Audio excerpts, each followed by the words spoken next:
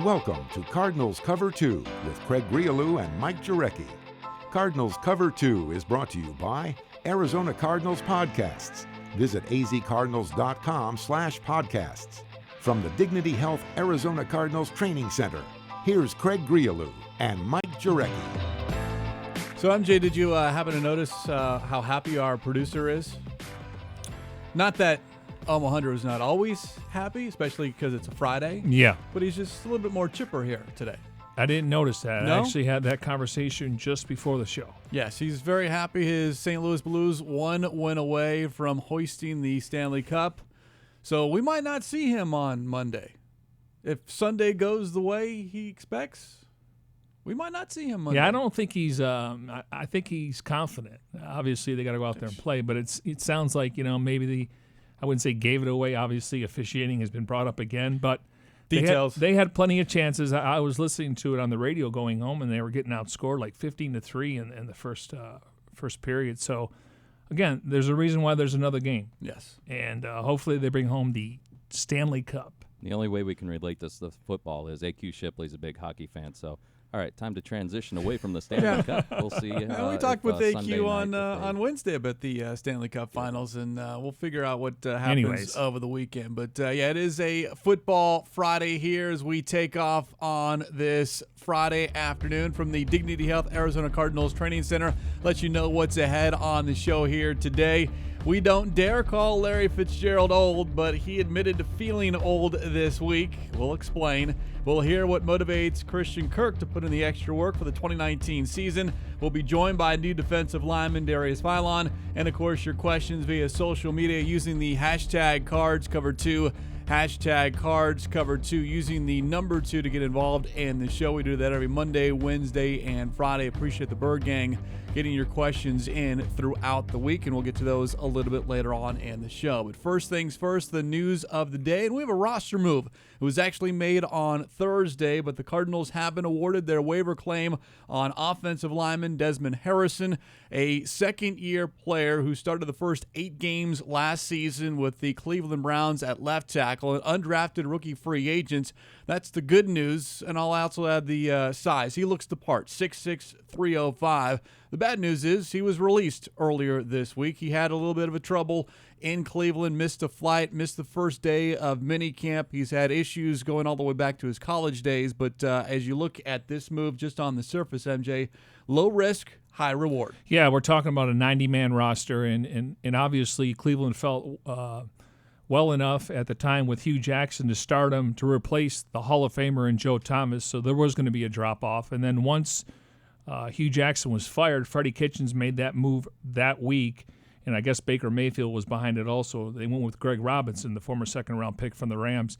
There's a lot of things in life where, sometimes you need to be motivated, but being on time is like a given, okay? You miss a flight, that's one thing, but you have to know when you have to be somewhere. So, again, it's low risk, high reward. He's under contract for next year. You can never have enough bodies. Corey Cunningham's still coming off the injury. So offensive tackle is a position where the Cardinals are looking ahead here. So he's going to have every opportunity to come in here and try to make the roster. But hopefully this is a wake-up call because he has the talent, but you have to be on time. And you have to want it, and that's been some of the question going in with Harrison is does he want to be one in the NFL and how badly does he want to stay? And we'll see if this second opportunity. He's only 25 years old, but he bounced around in college, Contra Costa College, Texas, West Georgia. But a second chance, he might not get a third chance. But when you look at the offensive line, especially at the tackle spots, DJ Humphreys, last year of his contract, Marcus Gilbert, and the final year of his contract, Corey Cunningham, still young. So if this does work, it's a solid move. And look, we've talked about this. General Manager Steve Keim in that front office, they're always going to look. And if there is someone that comes across the waiver wire that they believe is better than the 6th or 7th player in a certain position group, yeah, you're going to take a chance because you have that number 1 waiver claim. It's there because of what happened last season. You were the worst team in the NFL, and this is kind of the reward to try to help you improve, and so far the Cardinals have done that. Well, if we were talking about them claiming him in week 2 and putting him on the 53-man roster, you would say that's a desperate move. You're doing it here in June where you have a 90-man roster, so he's going to have to earn it.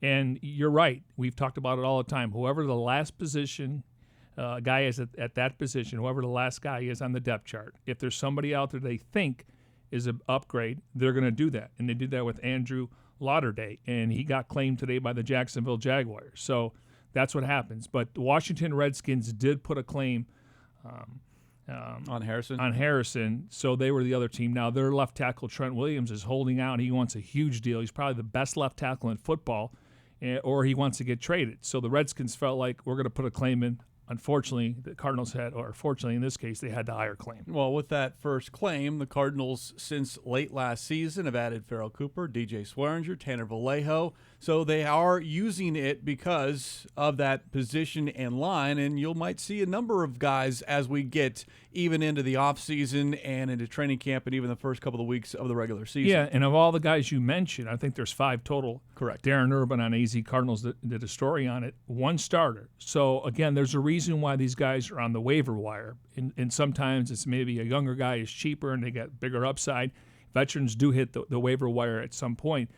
But the idea is 1 starter and 4 depth guys, and that's what you're getting from this. This is the back end of the roster. So DJ Swearinger is a plug-and-play guy, and I expect him to do big things this year. And you mentioned the corresponding roster move. Harrison takes the place of fellow offensive lineman Andrew Lauderdale, who was signed out of the AAF, and he has since been claimed by the Jacksonville Jaguars. That was the move on Thursday. Thursday was also the final day of OTAs. The voluntary portion of the offseason, strength and conditioning portion of the offseason, is now finished. 10 OTAs in the books. Next week, mandatory minicamp that is Tuesday, Wednesday, and Thursday.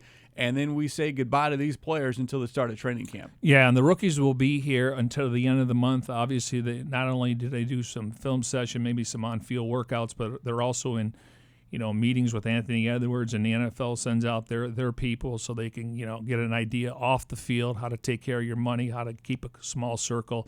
And anybody that's rehabbing, veteran-wise, they still will work out here at the facility until the end of the month. Yeah, so still work to be done here at the Dignity Health Arizona Cardinals Training Center. But next week, we expect full participation. I mean, that's the obviously it's mandatory, but we have seen some players around the league skip mandatory minicamp, but I don't see that happening with the Cardinals. There's no one that got any issues or questions or concerns about, obviously the big thing is contract, and that's what these guys do. They use these 3 days to kind of set the tone or make an issue, put the spotlight on themselves to try to get something done. And the only guy that would have came on the radar would have been Patrick Peterson, and he quieted that by showing up last week. And yes, he probably should have showed up 2 weeks ago, but yeah, I mean, if you're Trent Williams, now it's only $80,000 but these guys, usually when you sign a contract, they kind of waive that, but that is the CBA rules. It's like $14,000, then it goes to $38,000, then it goes to $40,000. So it's about $83,000 you could be fined,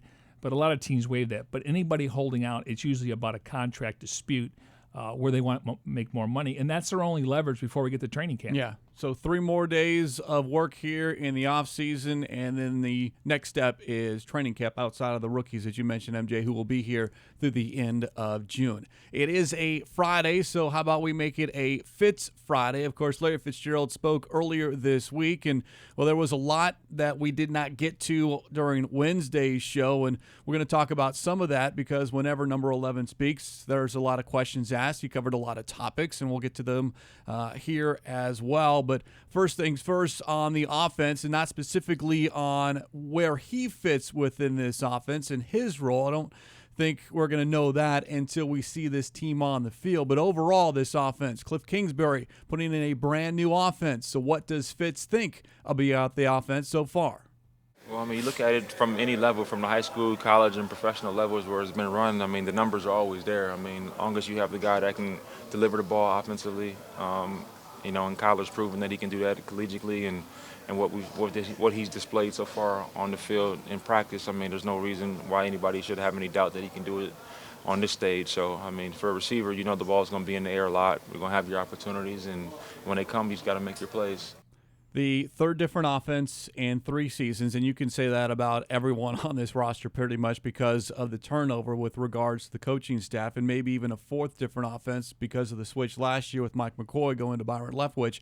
But you could tell that, yeah, you're getting up there in years in the NFL with Fitz, but he is still excited, and of course I think a large part of that is because he's expecting the ball to be passed a lot and hopefully in his direction. Yeah, I don't know this for sure, but I got to think just based on who they've acquired.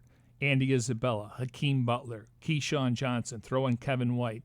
I'll even add a Charles Clay as well. Charles Clay, but more from a receiver standpoint. Correct.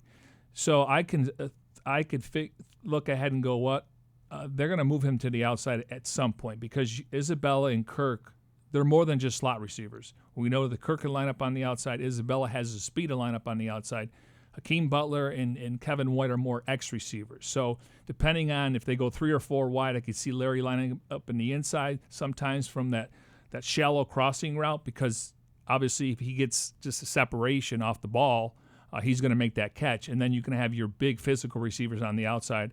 So it'd be interesting to see based on their personnel, whether they're in 10 or 11 personnel, how many wide receivers, because I do think they could move Larry around based on what they've acquired in the offseason. Well, and then how many times did we see Fitz as an outside wide receiver, but it's come just in motion. But it's just standing put, yeah. And it's the quick screen pass when maybe that's not the design call, but Ron Wolfley called it the hootie hoo. I mean, the nonverbal communication, just the eye look between quarterback and wide receiver, and then, of course, those other receivers in that area, you got to make sure you're blocking. Otherwise, is Fitz going to beat someone off the line of scrimmage that fast? Yeah, it's funny you mentioned that because there was one game in his career, I want to say it was a division game where he didn't have a catch, and they ran that play, and he caught the streak going. To keep the streak going. Yeah, they ran that exact play you just said.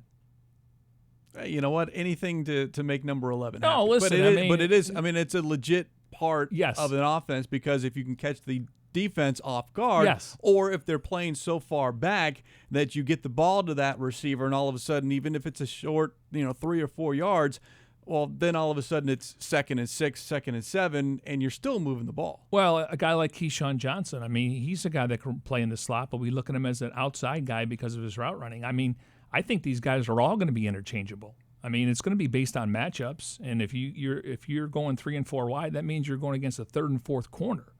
Now all of a sudden it may be the third safety. So I think they're all interchangeable. Yes. I think there's strengths that each guy. One can play in the outside because of his speed. They can play in the slot. But I think that a lot of these guys are interchangeable. And I think a lot of it will depend on where they are on the field because as an outside receiver inside the 15, inside the 10-yard line, then you use the height and the jump ball and the fade into the corner, and that's where we know Fitz has great success because maybe someone's going to out-jump him, but no one's going to out-get the ball because if it's not him, no one's getting it. Yeah, if we get down to the 5, though, I want to give it to David Johnson, and I'm going to run that bootleg with Kyler Murray to the pylon. Or the tight end, perhaps. Or the tight end, that pop pass where he's in the shotgun and just throw over the line of scrimmage.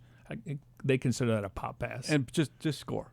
Yeah, exactly. You get in the red zone. I mean, you'll take field position on field goals, and obviously you're Andy Lee punting, but you get in the red zone, you got to score touchdowns. This is all brand new for Fitz as far as his offense, and the other thing brand new for him is a brand new wide receivers coach in David Rye. Spent the last 5 seasons as the wide receivers coach in Green Bay. Fitz and Rye getting along very, very well. It's got great energy. The thing I really like about him is, there's no ego there. He's confident in what he can do, but allowing Coach Sullivan to come in and kind of, teach us some of the nuances of route running, it shows you a lot about him and his willingness to still want to learn and be coachable himself, learning from one of the best to ever do it in his position. And he brings some of his input and things that he taught to guys in Green Bay when he was there, and some of the stuff that he's learned in the run game from Iowa coaching the offensive line. So, I mean, he's got a wealth of knowledge, and the two of them in the room are fun to be around.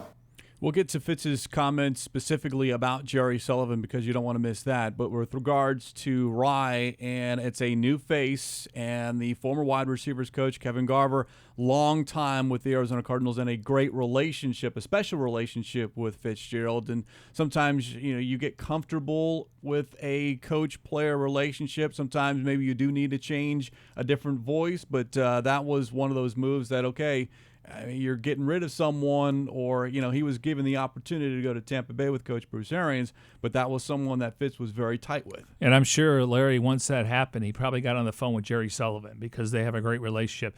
One thing that during the open portion of practice, and you can see it on the video, besides Jerry Sullivan really at the line of scrimmage helping these guys get off press covers, David Rye is acting like a defensive back. So not a lot of coaches are involved in the drills. We know Kingsbury is when the quarterbacks are throwing the ball, he's putting his arms up.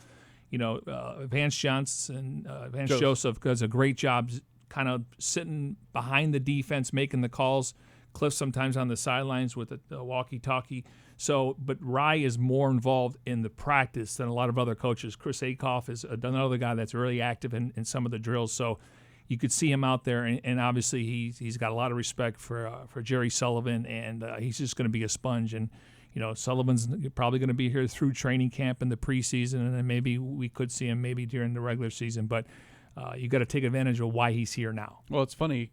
Rye is the only coach with a Texas Tech connection with Kingsbury, and that was something that we all thought, you bring in this college head coach and all of a sudden look for all the college coaches to kind of jump on board as well, and Rye is the only one. They go back to 2013 when Rye at the time was the director of high school relations and outside receivers coach, but outside of Rye, there is no one else within Texas Tech that is on this staff. Well, when the Cardinals made the announcement, within 24 hours, everyone... there was a whole bunch of names. Yeah, a lot of names. And obviously when Cliff got here and he spoke to Michael Bidwell and Steve Keim, and Steve said, hey, listen, I'm going to help you. I have connections around the league. And, obviously they casted a wide net, especially when it came to the coordinator or the head coaching position. So at the end of the day, he leaned on Steve. But initially, that first 24 hours, and I would do it as a reporter, you start looking for connections, how they were successful. And a lot of these guys are very successful in college, but again, we're talking about the NFL. Yeah, and in one of those connections or someone that was called in to kind of help things along is Jerry Sullivan, who is helping out the wide receivers and has been doing so with wide receivers since 1971. I mean, I was still 3 years from being born. I was actually 1 year old. So, I mean, that just tells you how long he's been doing it because you're ancient. Yeah. No, listen, he's an interesting guy. I remember when the Cardinals promoted him as the offensive coordinator. He's been around the league. I'm sure there's a lot of quality wide receiver coaches out there, but I just know background, and I know that what he did for Tony Martin in San Diego and what he did even when David Boston was here until he got in trouble. But what Larry did during the lockout year, he hired Jerry Sullivan. And Larry would bring up a lot of wide receivers to Minnesota in the offseason just before training camp. He would have a handful of guys, and he would bring in Tyler Palko, his former quarterback at Pittsburgh, to throw the ball around. And Sullivan was there for that. And then Sullivan recently took a job at LSU. He was the passing game coordinator. Now, Sullivan, he mentioned that he scouted 45 wide receivers for the Cardinals going into the draft. And I could tell you this, he likes all of them. Not 43 guys, but he had high grades on Isabella, Butler, and Johnson. And if Kevin White makes it, and again, we got a long ways to go. If Kevin White, and got to give Kevin White credit here because he's bought into the coaching and he's bought into, I want to prove that I'm a former first-round pick. If Kevin White can succeed, give a lot of credit to him for doing it, but Jerry Sullivan. Yeah, and White, when we had a chance to talk with him earlier, he talked up Jerry Sullivan as well. And Darren Urban on azcardinals.com has a great feature on Jerry Sullivan. Just kind of look it up. It was a few weeks back. But Cardinals former wide receivers coach in 2001, 2002, promoted to offensive coordinator in 2003. And then, as you mentioned, worked with Fitz during the 2011 lockout. And Larry Fitzgerald earlier this week likes that Jerry Sullivan is back around this team.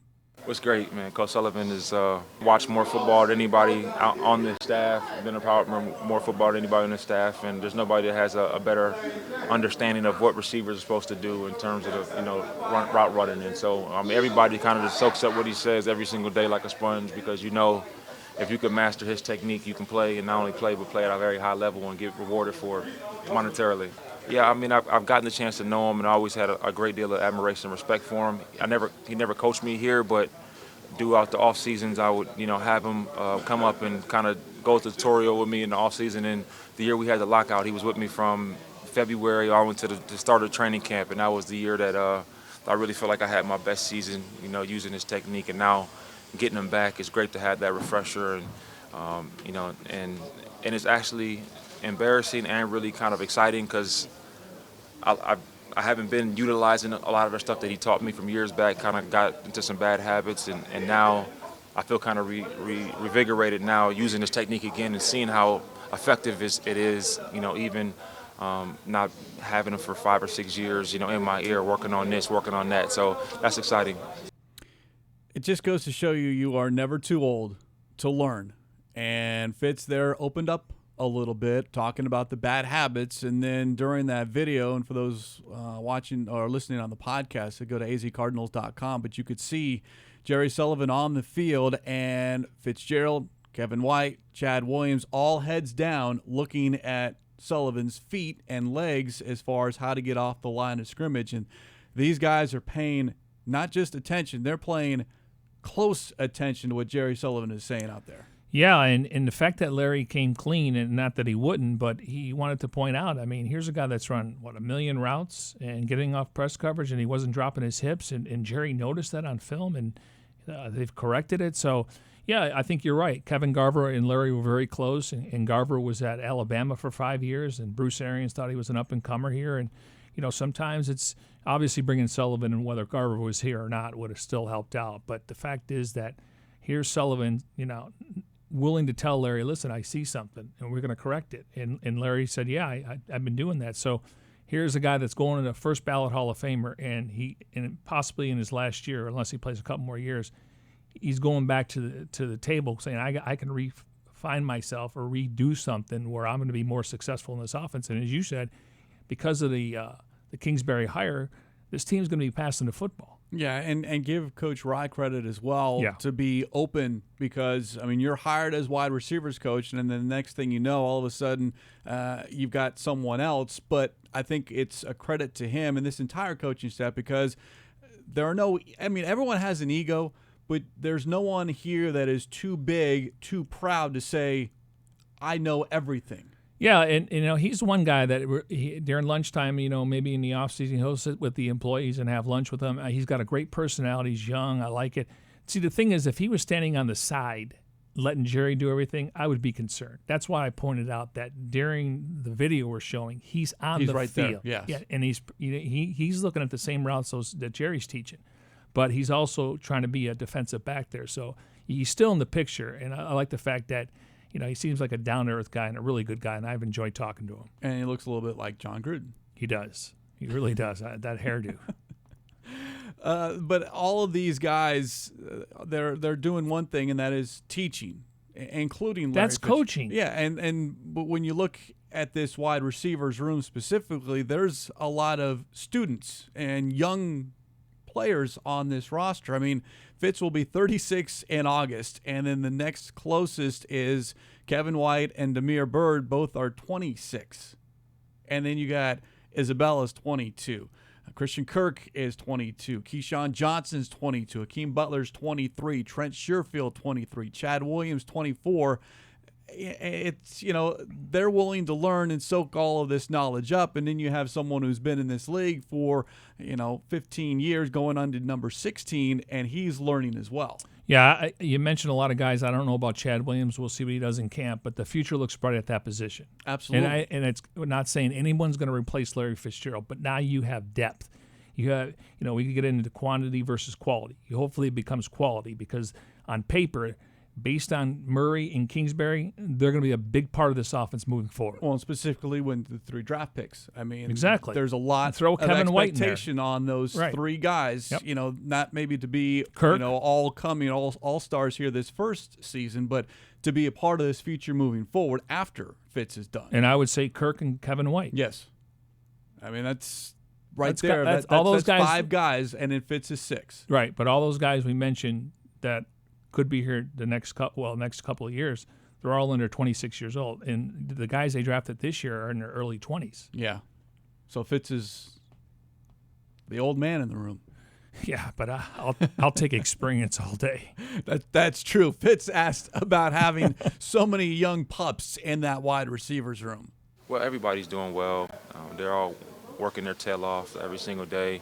And like I said, Coach Ryan, Coach Sullivan are really pushing those guys to get the proper footwork and making sure that the depths on their routes are right and everything that they need to do to be able to play fast and be accountable are being done. So I see them improving every single day, and that's all you can ask for at this age. And Fitz is willing to lend a helping hand, whether it's physically, showing them what to do or with the answers to their questions, because you'd be foolish in that room not to ask a whole bunch of questions. Where they bring you in just because your expertise on one thing. Yeah, I'm not that good enough on anything. No, me neither. But I'm saying if you can get that job, though. I mean, Jerry's 70 years old. I go to the same church with him, and I could tell his wife's like, okay, Jerry, we need to enjoy some downtime. And they're going to when we get to September. But consultant, that's a job you got to get in the future. I don't see that in my future. I know. Well, they hire all these search firms when they come to hiring coaches. But listen, Ernie Accorsi, consultant. He consulted with the Arizona Cardinals. It helped make the head coaching hire. And the hire. So once you get one of those jobs, people rely on your information and your expertise. Now, one of those young receivers, and we talked about this during his introductory press conference, Andi Isabella. There was a picture that was floated around after Isabella's press conference, and because Isabella brought it up, that he was a young kid during Thanksgiving playing in the Turkey Bowl and was wearing a number 11 Cardinals uniform. Well, Fitz was asked if he had seen that picture. Yeah, I saw that. Yeah, that makes you feel old, when you see some of the young guys coming in now and they're like in grade school and stuff when you're playing. That's not a good feeling. Now, there's the picture from Thanksgiving, and it's 2009. Isabella was 12 years old, and Darren Urban blogged about this and went into great detail on what happened that week in 2009. Fitz was playing or getting ready for a road game against the Titans. Matt Leinart was playing for Kurt Warner, who had a concussion. Cardinals lost 20-17, and Fitz had 4 catches for 34 yards, all while Isabella was getting ready or enjoying some downtime during the 7th grade. Wow. I don't know if it's forecasting or foreshadowing here. Probably foreshadowing, but he had no idea. But the fact is, this is what's coming up when you've been in the league this long. This was, I'm going to read verbatim. This was Darren's line in his blog post earlier this week. Quote, that year, the Cardinals went on to a 10-win season with Fitzgerald totaling 97 catches for 1,092 yards and 13 touchdowns. That year, Isabella made it through 7th grade. Wow. See? And Fitz said, that makes you feel old. It does. Yeah. And now the fact he's in the same room with them. Yeah. Well. But apparently, though, it's a quiet room with Isabella because he is that rookie where it's be seen, not heard. Fitz, quote, about Isabella, doesn't talk at all.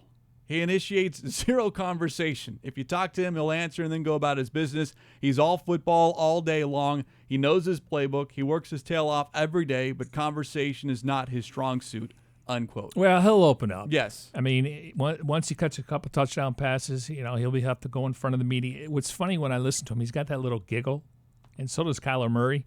And you could just see, they find, I got to think when they go back to the hotel room. Now, they've been here for a couple months now, so it's probably kicked in, but it won't really kick in until you get to a regular season game and you actually do something. But you can almost see they're giddy. And he's from UMass, and we know he played well in big games, but this is a big step for him in his career. Well, and he's always been counted out. I know. And now it's the first time, that someone is counting on him, because he had to prove himself in high school, had to prove himself on the college level, and he did all that. And now the Cardinals selected him and said, you know what, we believe in what you can do, and we believe you can do it here. Well, I don't think it's too big for him. I mean, I know that when we talk to Keyshawn Johnson, he likes talking to the media. Hakeem Butler, obviously Christian Kirk is a guy that's available in the locker room. But I don't think it's too big for him. I just think he wants to find his role and let his play do his talking. I mean, listen, there's nothing wrong with not saying anything. You don't have to, pump your chest out. When he starts catching touchdown passes, we're going to know who he is. We already know who he is, but I think once that settles in, he'll fall into more, I am a part of this team, and I can help this team win. Well, most of his big games, a lot of his big games came against big-time opponents, but you're right. There are some rookies that come in and believe that they've arrived. Whatever they've done, whether it's their junior year or senior year in college, but you always hear those veterans, we don't want to hear you. I mean, you have to earn that respect in that locker room of those veterans that have put in the work. And right now, there's a lot of those rookies that aren't even in the locker room. They're in a separate one right now because there's just not enough room for the main locker room. Right. So right now, during the offseason, there's an auxiliary locker room for a lot of the rookies. I think there's an exception when you're Kyler Murray, you're the first pick in the draft, and you're really going to be the leader of this offense. And certain positions carry that, yes. Right. But everyone else, you're better off being seen, not heard. So, I mean, just kind of find your role. But I like guys to come in and earn it. And I get it. They've been 5-star recruit coming out of high school. They've been, patted on the back how praised, great they are, yes. Okay? And then they get a scholarship. I don't care if it's Fresno. I don't care if it's Iowa State. I don't care if it's Texas Tech. And all of a sudden they get drafted. Well, there's only 256 players that get drafted. So they feel like they have arrived. They made it. And a lot of these are great stories for their families. But at the end of the day, you know it, and I know it. Certain guys making certain money are safe.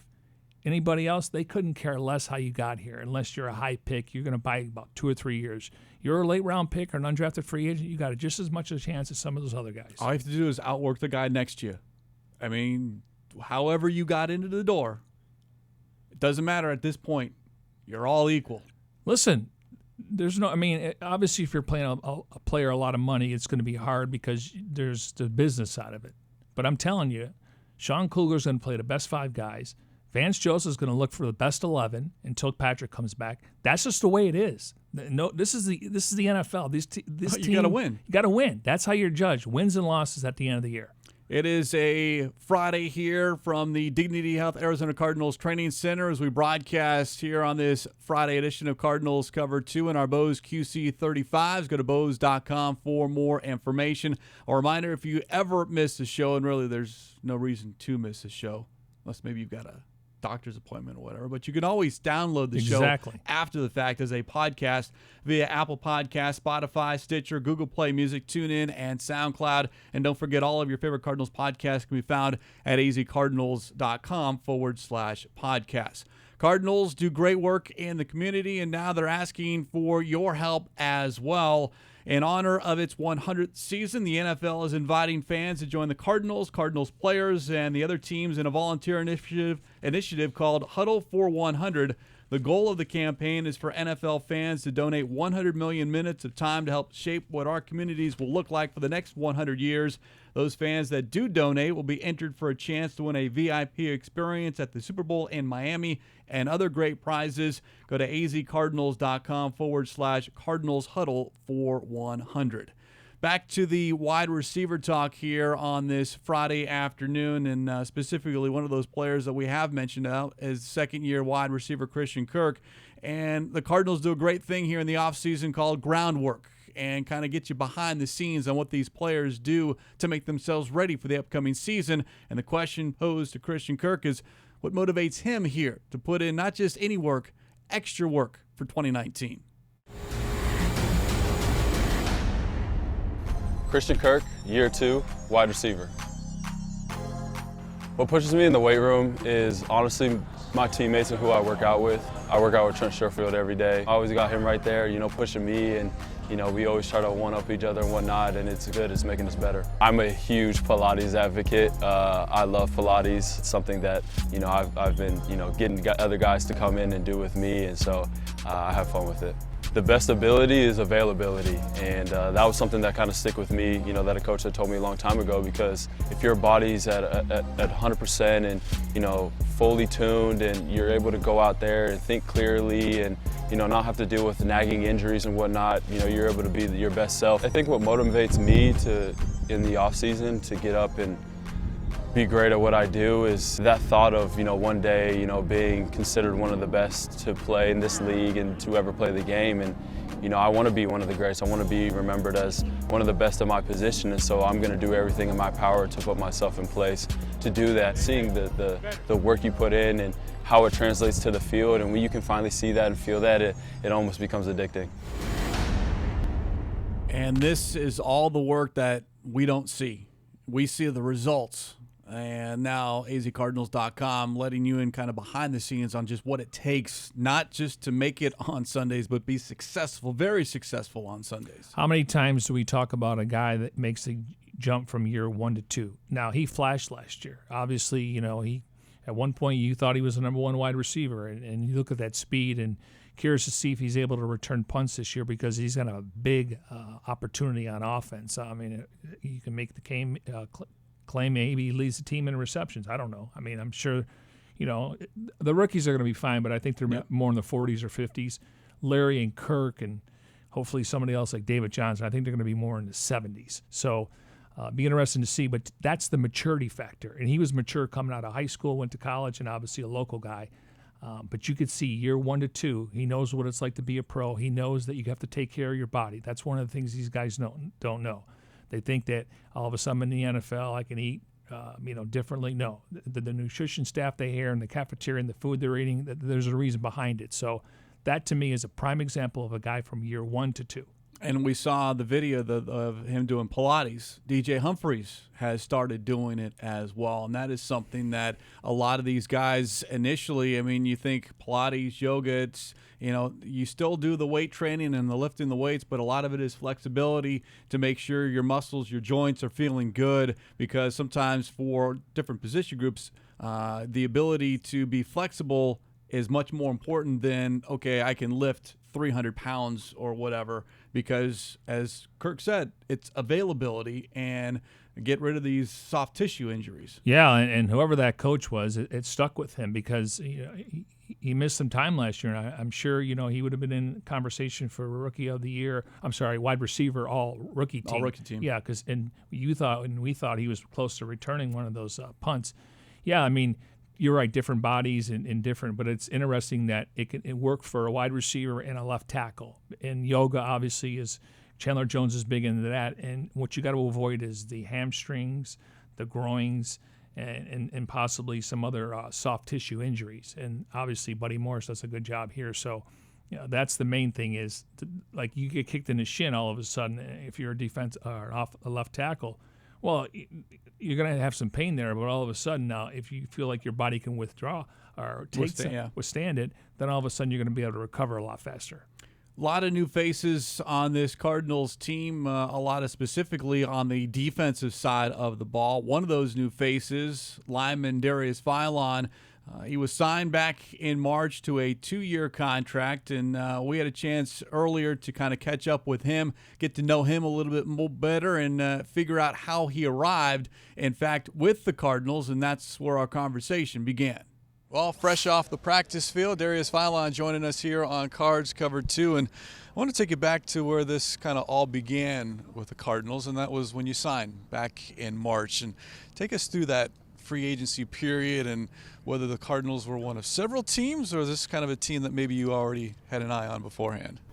My agent was doing all the background work for me as far as searching for the teams and making sure I get to where I need to be and get what I needed as a young player coming off a strong season, 2 seasons with the Chargers. But I'm just happy the Cardinals gave me an opportunity and gave me a chance to come feed my family. What did you like best about this opportunity that you were walking into? I mean, the most important thing is I got a team that I can call family and I can come play with. And the second thing is I got an opportunity to do the job that I've been dreaming to do all my life. And another thing about that is I just know they brought me in to show my leadership as a 25-year-old coming from a team that had a great bunch of leaders. And I just appreciate the opportunity they gave me. You know, I spoke to Anthony Lynn at Bruce Herring's golf tournament. I told you this prior, that they wanted to retain you. Now, obviously, you know, you're a free agent, so you can test the market. But talk about your snap count, where it went up every single year there. What was it like getting a bigger role as your career was developing? I mean, as a rookie, you know, you don't come in expecting a bigger role. But me as a player, I always had the mindset of take my role. So they gave me chance after chance and opportunity after opportunity, and the more opportunities they gave me, I just took advantage of it, and I made the best of them. You know, what's it like going to a new team? Because you seem like, and once you get into your meetings with your group, you fall into place. But what's it like integrating yourself to a new team? Is it the first couple of days? Did personality come out? How does that work? I mean, I'm going to be me all day long. I'm not going to change. I'm not going to switch it up. I mean, whether I'm on a different team or I'm here, like, I'm still going to be Darius Phylon no matter what. So that's the only way I look at it. All right, let's talk about the defense. I know the fans, and we are excited about the Cardinals going back to a 3-4. Obviously, you bring in a guy like Vance. Corey Peters, a veteran guy. Rodney Gunter comes back here. They draft a guy. Talk about that unit and the possibility of you guys coming up and stepping up and stopping the run this year. I mean, we're just a unit that, like we tell each other each and every day, man, we have to stick together and fight as one. I mean, when we out there on the field, it's just us. So, I mean, the coach is giving us the game plan, and then it's us as players to go out and execute it. So that's what we do each and every day, man. We stick together and we work hard together. How is that position room looking? How are you guys getting to know one another and then gelling out here on the field as well? I mean, we got a great leader in front of us, Coach A. Cuff. I mean, and then we got guys like Corey. We got a bunch of us in there. We've got different personalities, but it all comes together once we get to playing and doing football. All right, then you brought it up, the personality. Let's talk about your personality and maybe what sets you apart from those other guys in that room. Well, me, I'm gonna be me. Like I say, I'm the guy that's gonna make everybody smile, make everybody have fun, man. That's what it's about, man. You can't play this game without having fun, and it's something you've been doing since you was young. I mean, that was the whole purpose of playing football when you was young, to have fun and enjoy the excitement of the game and bring some enthusiasm each and every day. Is that entertaining, cracking jokes? Well, what does having fun mean for you in that locker room? I mean, it's very entertaining. I mean, we're going to crack jokes on each other all the time. All right, so weather-wise, San Diego, nice beach here, even though we're really not out at 110 or 115. Biggest difference? I mean, I was, like I said, I was born and raised in Mobile, Alabama, so we got the humidity. So when I went to San Diego, it was a big weather change because I came from Arkansas to San Diego. But me personally, it don't bother me. As you can see, I'm in long sleeves, and I'm out here in the sun. I saw earlier a social media post of yours on Instagram. It simply just said, "This is what I play for," and it was a picture of a young child. How big is that for you? I mean, it's real big. Like I say, my son was born August 20th when we first came to play the Cardinals, and I got my first sack. And much credit to his mother, man, for helping me out each and every day. He's now a big Cardinals fan, or you pushing him that way? I mean, my son, he just a football fanatic, man. I mean, he just loves football, so that's something I try not to rush him into it, but it's just something he like to do, so I can't stop him from doing what Daddy does. Yeah, following Dad's footsteps, right? Definitely. All right, before we let you get out of here, you guys are going to get some time off. How do you stay in shape? I mean, obviously you got to let the body heal for a long season, but what are your plans during that 6 weeks? Well, during that 6 weeks, I'd probably give myself a week off and just relax and get my body back. And then from that point on, it's back to the grind. It's back to sticking to that focus and going for that goal, that team goal. Well, we are looking forward to you playing this year in the Cardinals defense and many more years to come. Thanks for your time today. No problem. Thank you, guys. We are very lucky here in our positions, and we can kind of get a sense of how guys interact with one another away from the football field. And I'll say this, I don't know if I have ever been around someone who has been signed and then ingratiated himself so quickly a part of a team than Darius Philon. Everyone loves being not just around him, but with him. And he has this infectious personality, this smile, but everyone kind of gravitates towards him. And, you know, he was signed in March. We're talking early June. That's not a lot of time to get to know your new teammates, and he seems like he's already been here for maybe 2 or 3 seasons. Yeah, I think you kind of figure out he's going to tell you like it is, and he's not a rah-rah guy. And obviously, I think it's an underrated signing. We focus so much on Jordan Hicks and Robert Alford, and I go back to those guys got 3-year contracts. The Cardinals committed to them. Now, he's on a couple-year deal, so from that standpoint, he's going to be here. But I think it's an underrated signing. I know Corey Peters, because of the savvy veteran he is and a great leader in the locker room and what he does in the community, he's kind of the go-to guy. He's kind of the voice of reason for that position. But I think when it's all said and done, I'm not saying he's going to lead the defensive line in tackles. He's going to be a 3-down lineman. He could alternate with a guy like Zach Allen, who's a rookie, but they want to get him in there. Maybe he plays more on special teams. But I think it was an underrated signing from the standpoint of I talked to Anthony Lynn, and they wanted to retain him. And one thing that impressed me was his snap count going up every single year. And I like the way he played in the game against the Cardinals. So I like the fact that he may not get all the headlines, and sometimes when you're playing in the trenches, that happens. But I think it was a very underrated signing. He and Rodney Gunter, 2 important pieces that won't be talked a lot about because of the position they play, but I think were vital for this Cardinals defense moving forward. And I think, because they get along, it's not a big group. You're not talking about 18 offensive linemen or 12 receivers. Now, last year they had a 4-3, so they had more bodies in the room, maybe 9.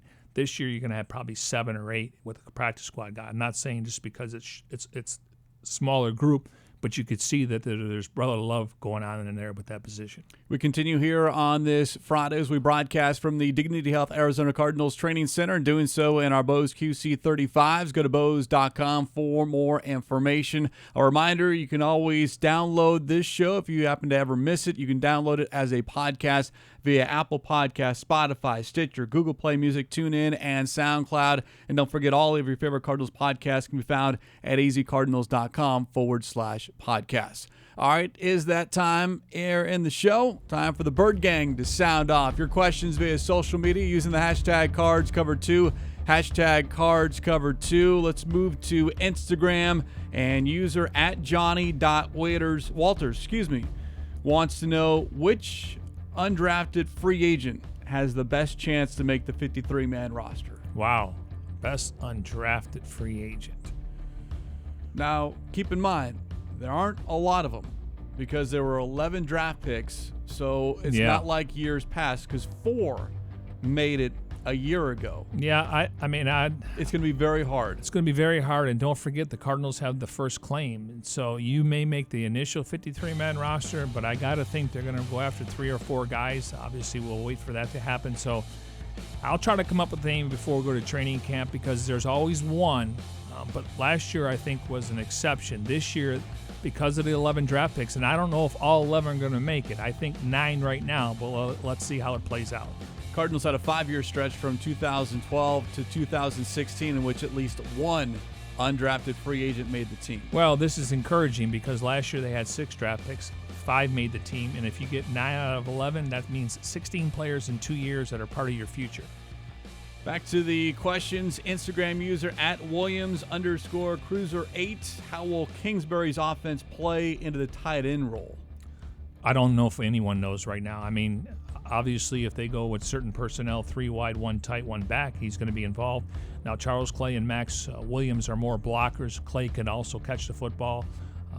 They will try to throw the tight end. I just don't know right now. I think, they want to spread you out and get guys in space, but obviously, I think they're going to keep 3 tight ends. How many are active on game day? That remains to be seen. I think if I look at the depth chart on paper, Charles Clay, Max Williams, Ricky Seals-Jones. Well, you would think it plays somewhat of an important role, especially when Clay is your first offensive signing in the offseason, and you drafted one in Caleb Wilson. Well, you also let go of Jermaine Gresham, and True. they were down on Ricky Seals-Jones last year. And again, hopefully he's making that strides. They were hoping he would make bigger strides. So I think that was a concern at that position. And then obviously bringing in Max Williams kind of solidified that thought. Got another question about the offense here. Instagram user @JohnAlvarado1 wants to know how many running backs will the Cardinals keep on the 53? Well, this is going to be competition we're going to be talking about in training camp. Obviously, I think the top 3 guys right now on paper, and maybe I don't know who the third guy is, but I would say David Johnson, Chase Edmonds, and then TJ Logan. They got to find a role for him. I don't know if it's going to be on teams. Looks like Farrell Cooper and Isabella and probably Bird may get the option there. And then DJ Foster. I think there's a role for DJ Foster. He can play on teams. You can put him in the slot. He's pretty good in pass protection. So I think on paper 4, maybe one of these undrafted free agents slides to the practice squad because of injury if David Johnson's your bell cow. But I think it's open competition after Chase Edmonds and David Johnson. Dante Strickland.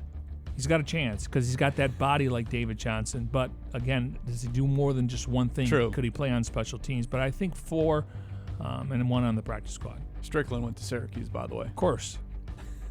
He's got a lot of support here within the building. Well, and he's turned heads. I mean, just he's got a different body type. And he looks like based on what he did in college, I know it's not the NFL, he can push the pile.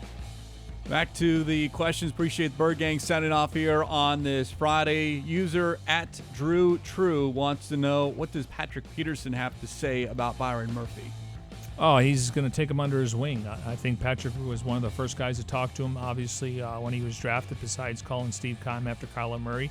Yeah, I mean, listen, if you're Byron Murphy, whether you play in the inside or outside, Patrick's going to be a coach when we get to training camp, along with Marcus Robinson and Greg Williams. So just be a sponge. And again, just by watching Patrick in practice, I'm sure he learned something this week. I mean, Patrick's going to get 7 practices, and 4 this week and 3 next week, and then obviously training camp. So when they watch film together, I'm sure he's learning a lot of things. Last question here on this Football Friday. Instagram user @RobbieAb wants to know, when can we get a rookie to come on Cards Cover 2?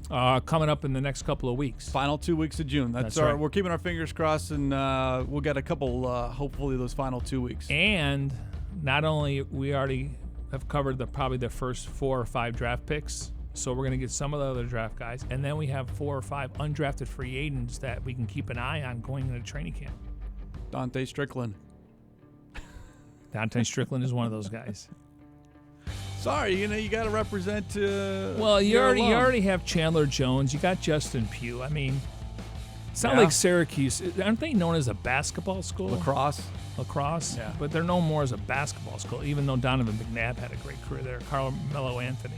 10-win season a year ago. Rob Moore, that's right. Who's coaching with the Raiders right now, I think. Titans. What about Titans? That's right. Thank you, Jimmy. Quentin Harris? Quentin Harris. Well, he's not on the roster, but he's representing Syracuse. Yes. Appreciate the Bird Gang signing off here on this Friday. Your questions via social media using the hashtag #CardsCover2. Hashtag #CardsCover2. Love hearing from the Bird Gang, and I know a lot of people have questions. Keep them coming. Some of the questions we just don't have answers for quite yet, but I think a lot of will be more known or become more in focus, if you will, once we get to training camp. And what we're going to do also in as we get closer to camp quickly here is that we're going to break down every single position. And so we'll give you a heads up. Maybe we'll go too deep because we have no idea what the depth chart is going to be. And I don't think we're going to know until week 1. No, it's going to – and a lot of it is fluid, because I believe a lot of these coaches, when they say, when Kingsbury – the whole we'll see. A lot of it is because they're trying different things, what works, what doesn't work, and it's better to figure it out on the practice field than it is on a Sunday afternoon. I mean, that makes sense. Listen, this is like I'm reading the Lions are working with 3 tight ends in their offense now. I mean, Darrell Bevel's their new coordinator, and he said, I'm not going to make any apologies. We're going to run the football. That's something that Detroit hasn't been able to do. So this is the time of the season where you do it, or the off season. Yeah, sometimes what works in April doesn't quite work once you get into September and October. But that is what the off season is. But at least you could say we tried it, we worked on it.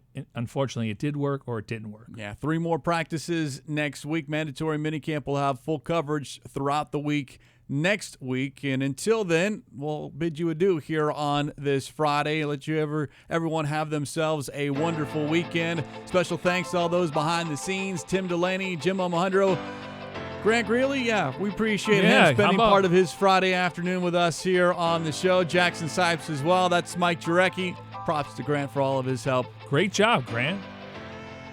Brought in, Friday. We needed to go to the bullpen, and he came in and got the job done. Closed it out for us. Appreciate that. Go. I'm Craig Grialou. We'll talk to you on a Monday here on Cards Cover 2.